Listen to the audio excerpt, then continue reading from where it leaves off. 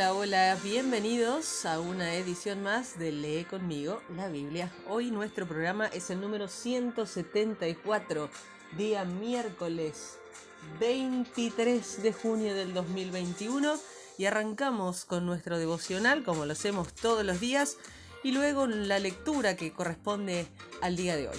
Gracias por acompañarnos y comenzamos ya mismo.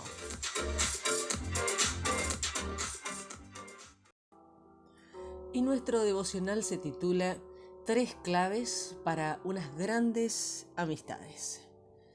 La cadena inglesa de tiendas Topshop encargó a un equipo de psicólogos encuestar al grupo poblacional de sus clientes clave, la generación Y, los nacidos entre 1991 y principios del 2000. Entrevistaron 800 personas y los resultados fueron tan asombrosos que no se los podían creer. Entrevistaron a otros 800 y obtuvieron los mismos resultados. Aquellos resultados mostraban una imagen alarmante de una generación cada vez más solitaria y perdida. No hay otro momento registrado en nuestra historia social donde haya habido más gente viviendo sola. El uso promedio de Facebook de la generación Y es de 6 horas y media al día. Muchos de los entrevistados consideraron que el trabajo era algo que encajaba entre Facebook y el almuerzo. Se dieron cuenta de que la gente tenía un gran número de amigos, entre comillas, pero un sentimiento creciente de soledad. No hay nada de malo con las redes sociales, pero no son un sustituto para las relaciones reales, cara a cara. Fuimos creados para una relación con Dios y con los otros. El matrimonio es parte de la solución para la soledad. La amistad es también vital en el matrimonio. Es una parte crucial de la solución. Jesús dejó un ejemplo de relaciones profundas con hombres y mujeres, demostrando que el matrimonio no es la única solución a la soledad. En un aspecto, la amistad es aún más importante que el matrimonio. El matrimonio es temporal mientras que la amistad es eterna.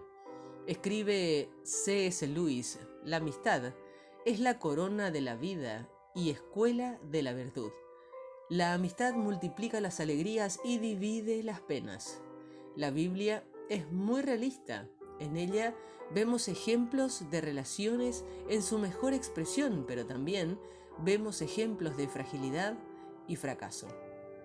Por medio de estos ejemplos y la enseñanza de la Biblia, podemos ver tres claves para unas grandes amistades. El Salmo 77 leemos sobre valora las asociaciones. La Madre Teresa dijo: yo hago lo que usted no puede y usted hace lo que yo no puedo. Juntos podemos hacer grandes cosas. Ayer vimos cómo el salmista clamó al Señor en su angustia.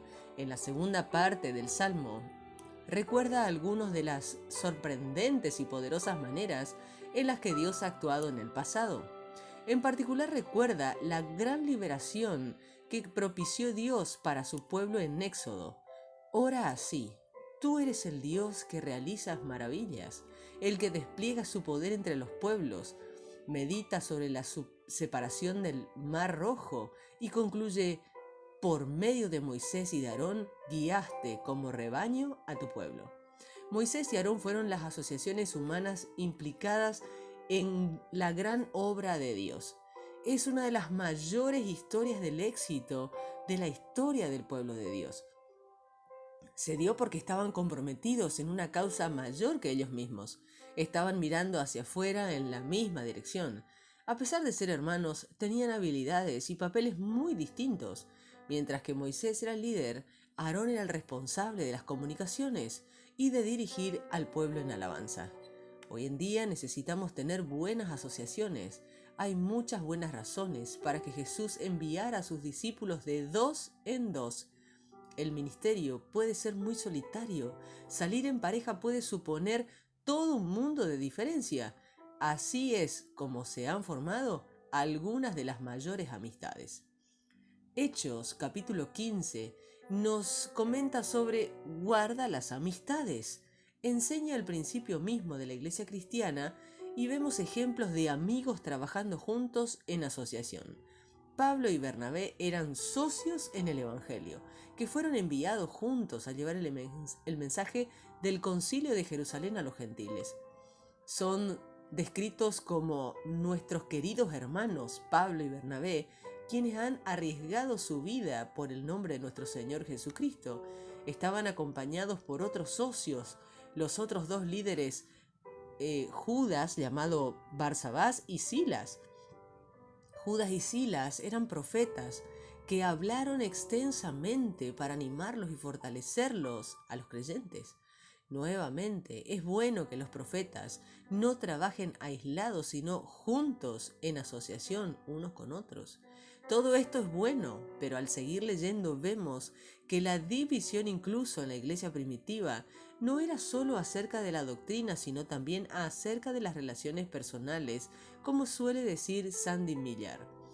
El llamado es divino, pero las relaciones son humanas. Pablo y Bernabé tuvieron un desacuerdo, que fue un conflicto serio, y como resultado acabaron por separarse, yendo cada uno por su camino. Todo obró para bien al final, por la providencia de Dios. Bernabé encontró un nuevo compañero en Marcos, quien era primo suyo, como lo dice Colosenses capítulo 4, verso 10. Pablo halló un nuevo compañero en Silas y viajó por Siria y Sicilia, consolidando a las iglesias. Puede ser que Pablo y Bernabé se reconciliaran más tarde, como lo vemos en 1 Corintios capítulo 9, verso 6. La realidad es que a veces incluso las asociaciones cristianas tienen dificultades y fracasan. Dios puede traer esperanza a estas situaciones. No es el fin del mundo si los cristianos riñen y acaban separando sus caminos.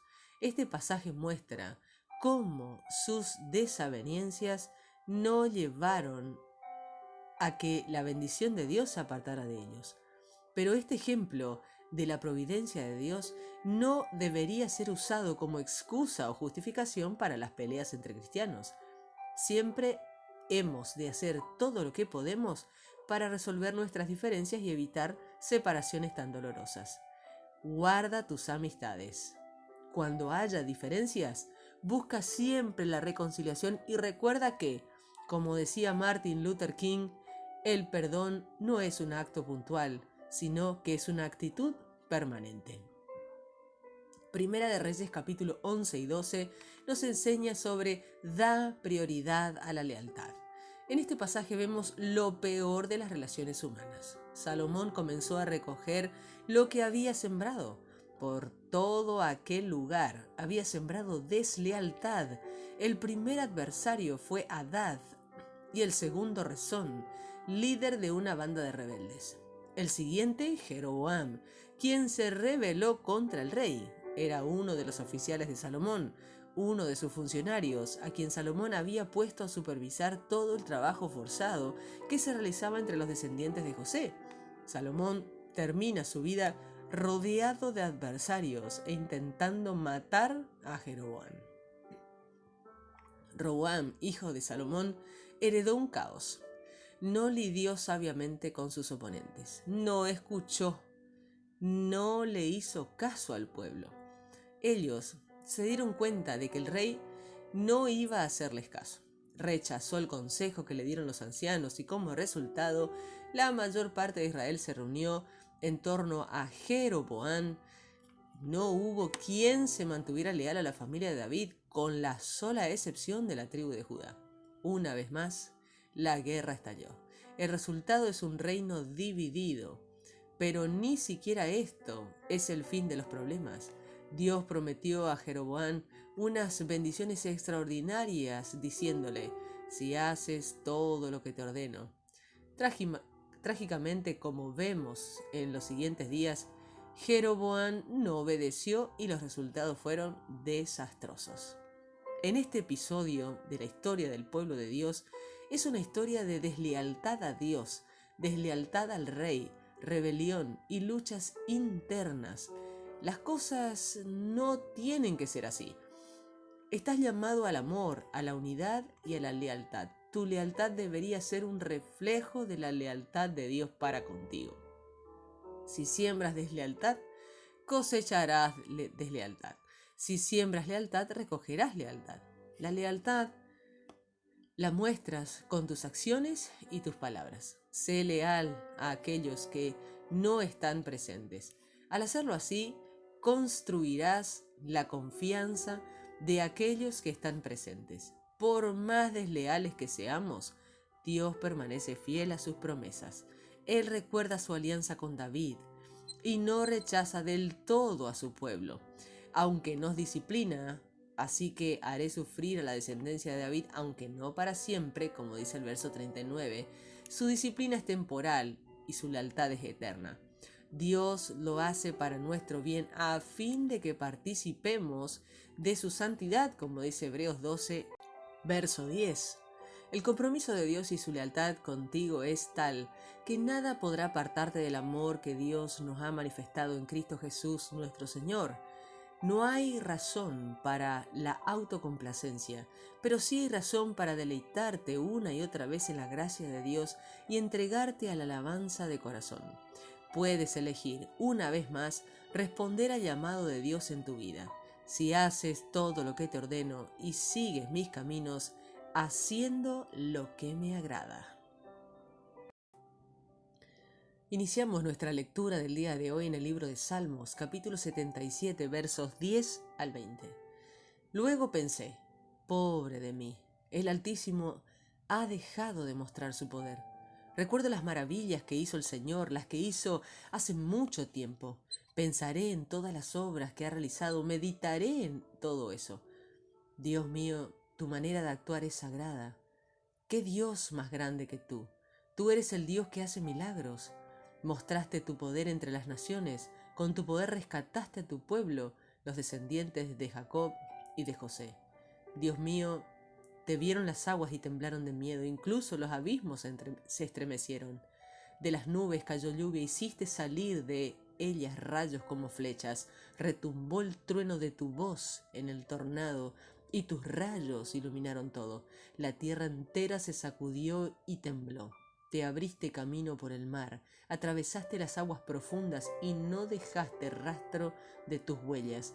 Guiaste a tu pueblo como a un rebaño por medio de Moisés y de Aarón. Hechos capítulo 15 versos 22 al 41. Entonces los apóstoles, los ancianos líderes y toda la iglesia eligieron algunos hombres para que fueran a Antioquía junto con Pablo y Bernabé. Eligieron a Judas, al que le decían Barsabás, y a Silas, a quienes respetaban mucho. El grupo envió una carta que decía: de los apóstoles y ancianos líderes, sus hermanos, a los hermanos que no son judíos de la ciudad de Antioquía y de las regiones de Siria y Sicilia, saludos. Nos hemos enterado de que algunos de los nuestros han ido a ustedes sin nuestra autorización y les han dado enseñanzas que no nos tienen preocupados y confundidos. Todos nosotros hemos llegado a un acuerdo y decidimos enviarles a ustedes algunos hombres quienes van con nuestros queridos hermanos Pablo y Bernabé. Bernabé y Pablo han arriesgado su vida por servir al Señor Jesucristo, así que enviamos a Judas y a Silas con ellos, quienes les dirán lo mismo. El Espíritu Santo y nosotros consideramos que no deben tener ninguna otra obligación aparte de estas. No coman nada que haya sido ofrecido a los ídolos. Tampoco prueben sangre ni coman carne de animales que hayan sido estrangulados. No cometan ninguna clase de pecado sexual. Estarán obrando bien si se apartan de eso. Que la pasen bien. Entonces Pablo, Bernabé, Judas y Silas se fueron de Jerusalén a Antioquía. Allí reunieron al grupo de creyentes y les entregaron la carta. Cuando los creyentes la leyeron, se pusieron felices porque la carta los animó mucho. Judas y Silas, quienes también eran profetas, hablaron mucho con los hermanos. Con sus palabras los animaron y los fortalecieron bastante. Judas y Silas se fueron después de haber estado allí por un tiempo. Los hermanos se despidieron en paz y ellos regresaron a aquellos que los habían enviado. Pero Pablo y Bernabé se quedaron en Antioquía. Ellos y muchos otros enseñaron a los creyentes y anunciaron el mensaje acerca de Dios. Pasado algún tiempo, Pablo le dijo a Bernabé: hemos anunciado el mensaje del Señor en muchos lugares. Volvamos y visitemos a los hermanos para ver cómo les ha ido. Bernabé quería llevar con ellos a Juan Marcos, pero Pablo pensaba que no era bueno llevarlo porque Juan Marcos los había abandonado en Panfilia y no había seguido trabajando con ellos. Pablo y Bernabé tuvieron un fuerte desacuerdo, hasta tal punto que dejaron de trabajar juntos. Bernabé se fue con Marcos en barco hacia Chipre y Pablo, encomendado por los hermanos al cuidado del Señor, eligió a Silas y se fue con él. Pablo y Silas fueron por las regiones de Siria y Sicilia, fortaleciendo a las iglesias. Primera de Reyes, capítulo 11, versos 14 al 43.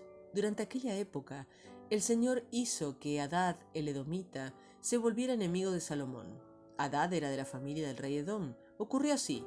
Antes, David había derrotado a Edom cuando Joab era el líder del ejército de David. Joab entró en Edom para sepultar a los muertos y mató a todos los hombres que aún vivían ahí.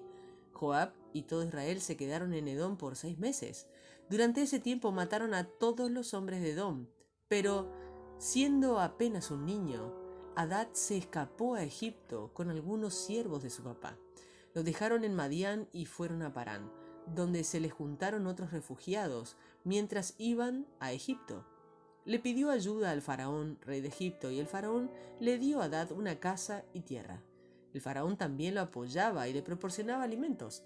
Hadad le cayó muy bien al faraón, y éste le dio a Hadad su cuñada como esposa. La esposa del faraón era la reina Tapanés, así que la hermana de Tapanés se casó con Hadad y tuvieron un hijo llamado Genubat. La reina Tapanés permitió que Genubat se criara en la casa del faraón con sus hijos.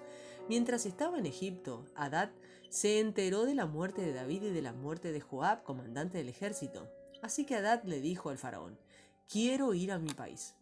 Pero Faraón contestó: «Te he dado todo lo que necesitas aquí. ¿Por qué quieres regresar?». Hadad contestó: «Déjame ir, por favor».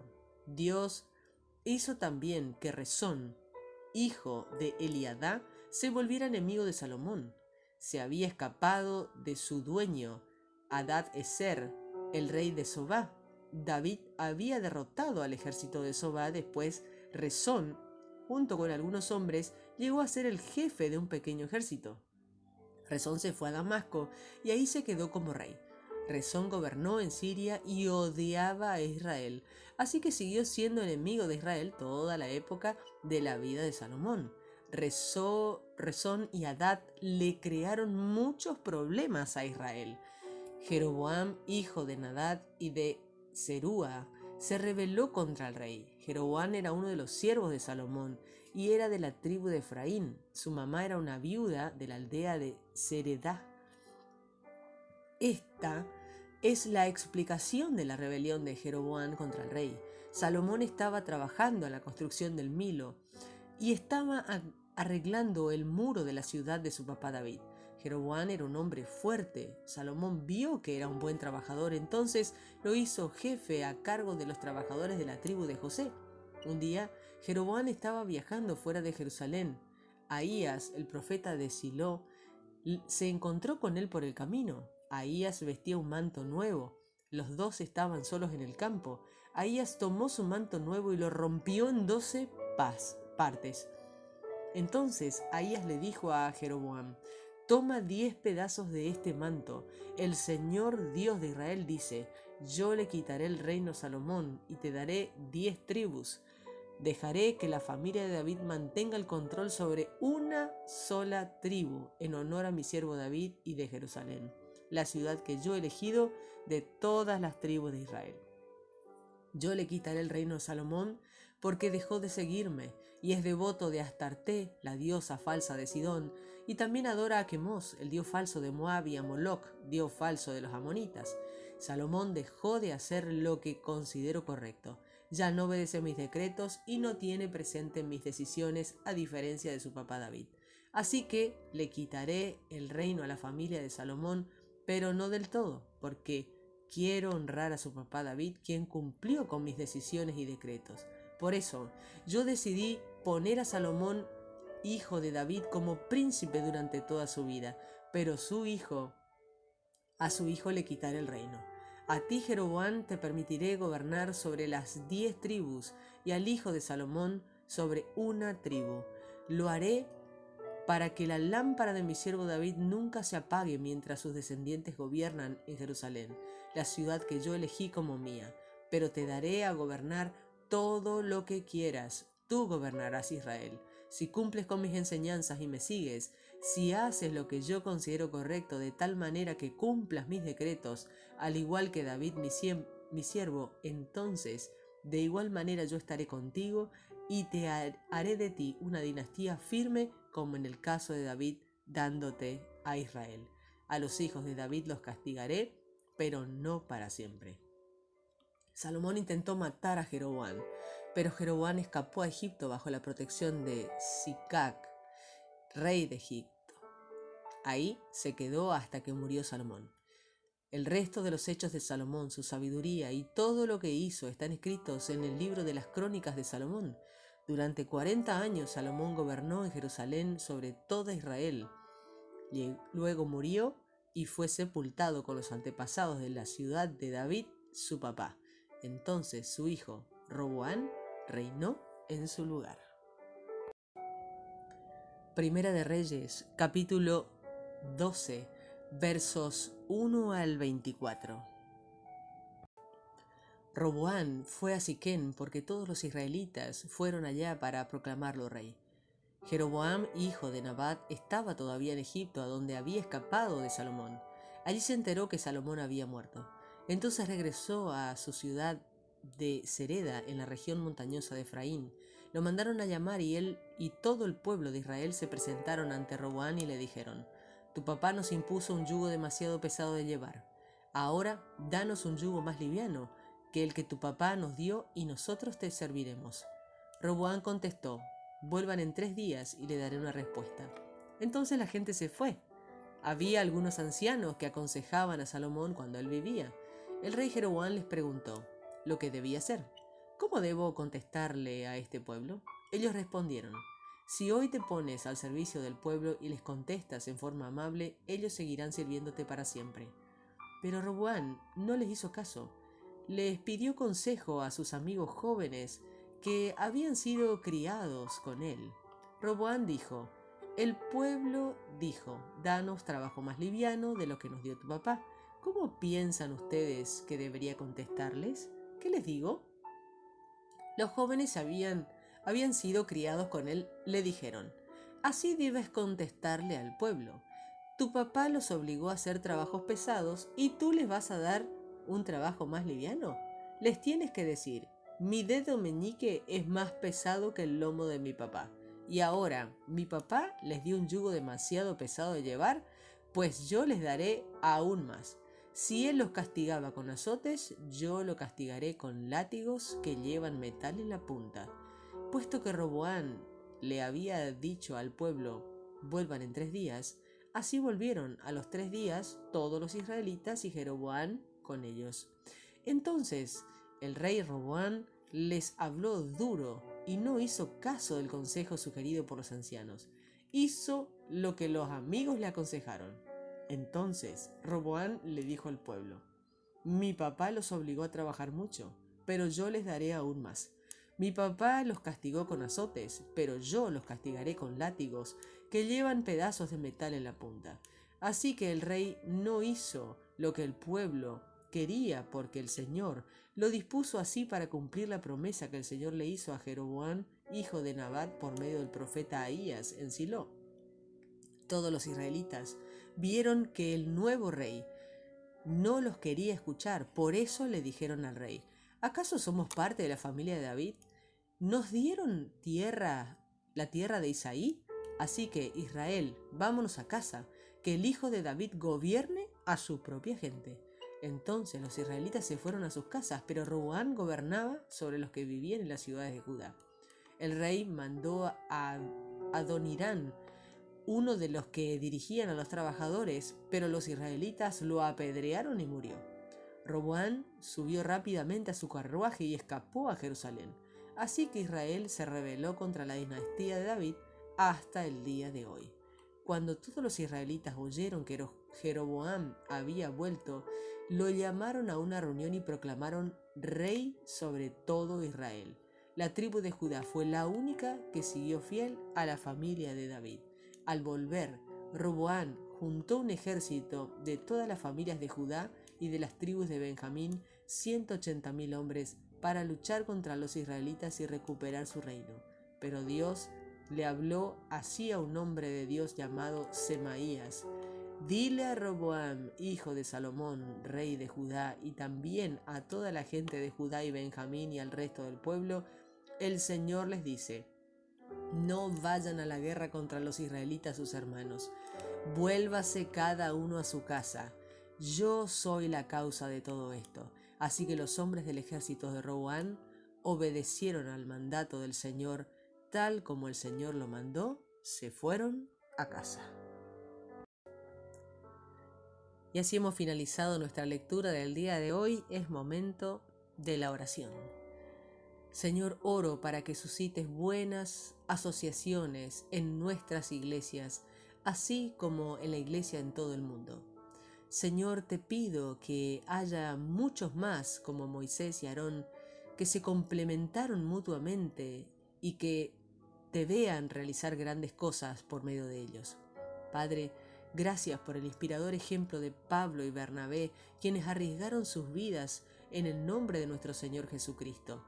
Ayúdanos a resolver nuestras diferencias y a evitar separaciones dolorosas. Señor, te pido que derrames de tu espíritu de amor, unidad y lealtad sobre la iglesia. Ayúdanos a trabajar juntos en asociación unos con otros. Guarda nuestras amistades, protege nuestras asociaciones y danos sabiduría para lidiar con nuestros adversarios. Amén.